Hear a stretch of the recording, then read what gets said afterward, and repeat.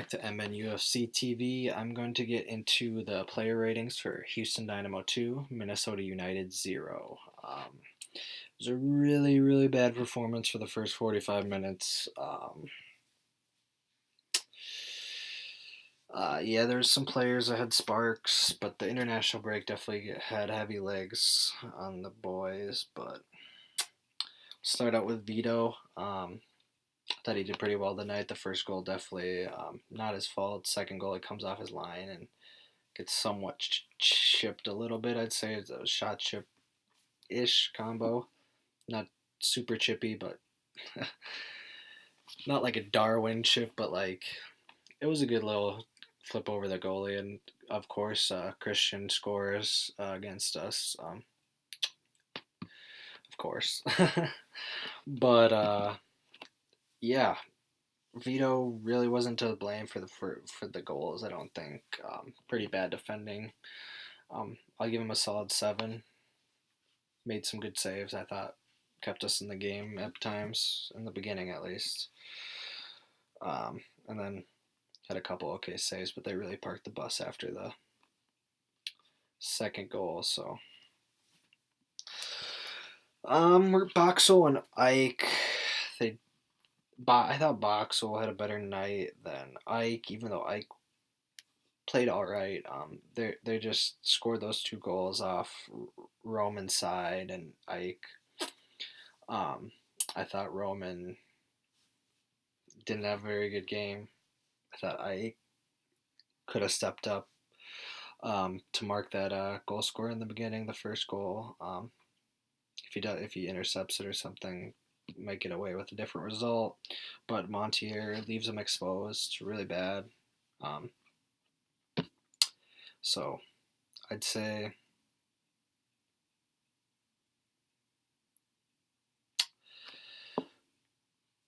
Boxall with a 6. I'd say Ike with a 5. Montier 5.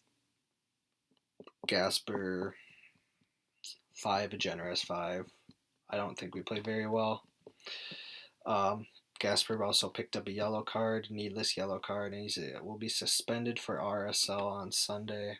It was a real needless foul up inside the box when we were pressing, attacking. We really didn't need to make the challenge, and because it was a bad pass that should have found Thomas Cracone. We should have found a lot more.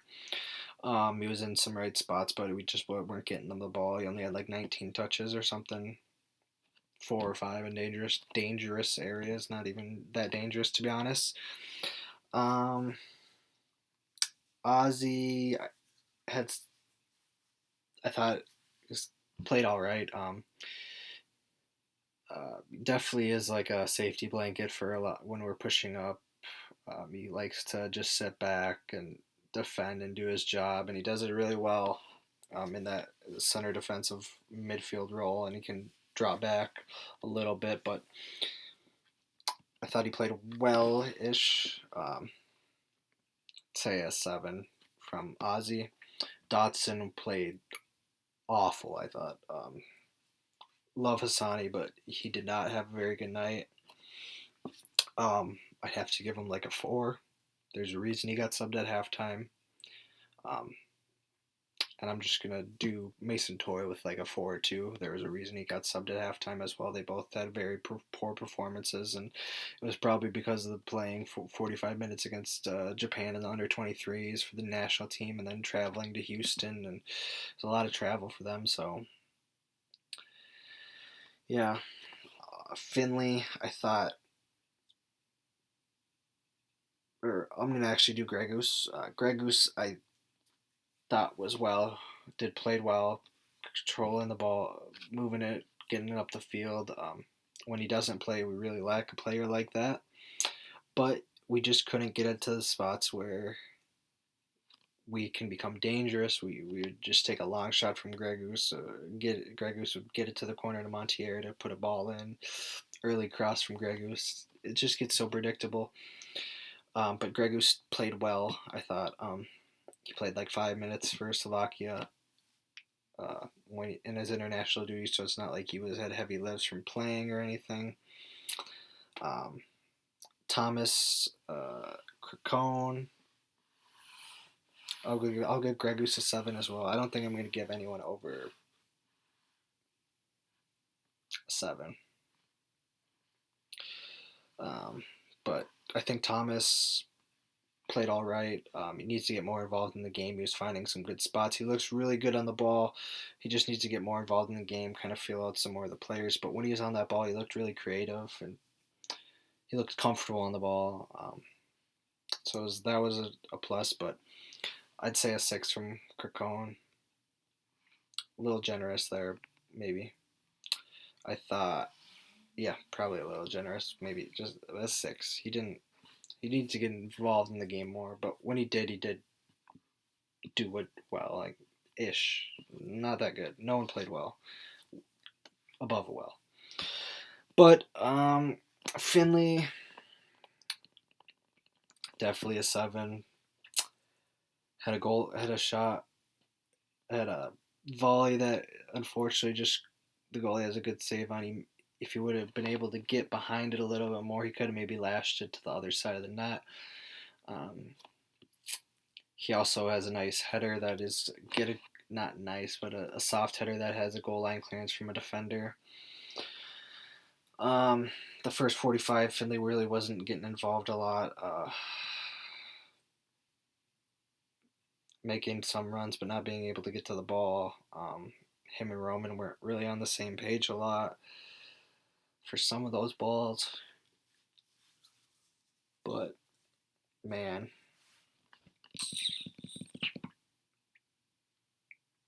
Yeah, just a 7 from Finley. He really needed to score. He had some great opportunities. And it could have been a different game if he finished some of them. Some of them were kind of hard finishes. I'll give him the benefit of the doubt. But we really could have had that team at any time. At any time, they were really not that good of a team, and it's a shame we lost to them. Dropping points like this will not finish on the top half of the MLS playoff structure, if even in the playoffs, if we continue to do this because of our extremely, extremely hard schedule. I'm going to throw it out there. But, yeah, that's going to be from the starting lineup. And then after the first 45, so Lod came on for Hassani, and I thought Lod had one of his best games. I thought he really got involved in the game, doing things, getting crosses, trying to win the ball back, pressing, being strong on the ball. He was trying to do things that made up for his little bit lack of natural pace. He's not slow by any means, like I've said, but he's not like as quick as some of these other players. Abu and Lod will get a 7. Actually, a 7.5. I think he influenced the game enough to change it, to help change it. At least what I thought.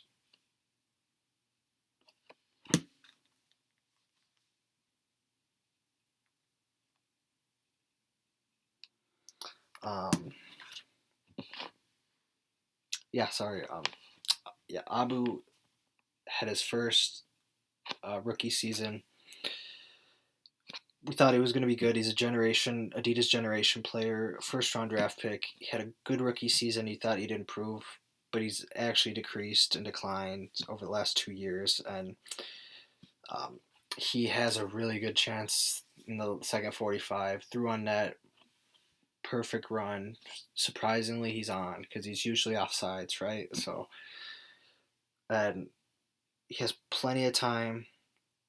He's coming in from the left-hand side. All he's got to do is get it over the top of the goalie, shoot it with his right foot, hit it up and over.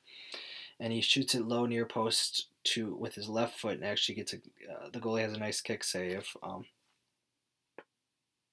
And it really wasn't the thing you should be doing is shooting near post when you have the angle. You have so much to shoot at.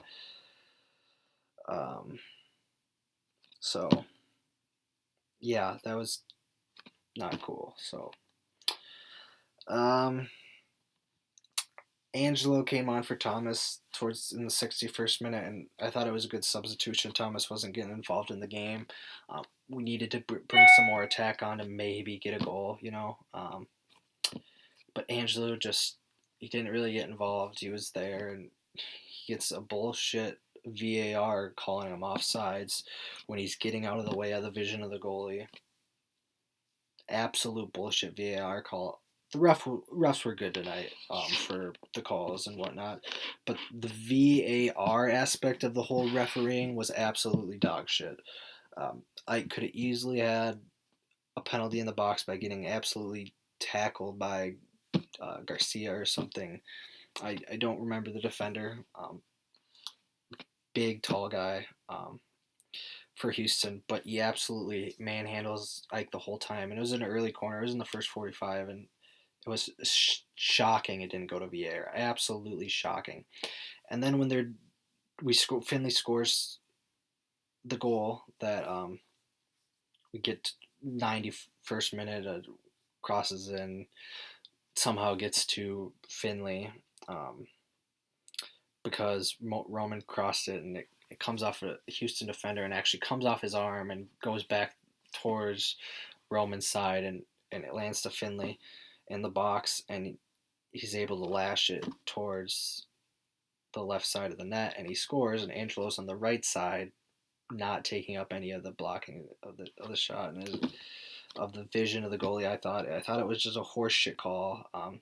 He was offsides, but he wasn't impeding the play. I thought these nitpicky things about VAR I absolutely hate. I am a fan of the VAR aspects, but I think it depends on the league.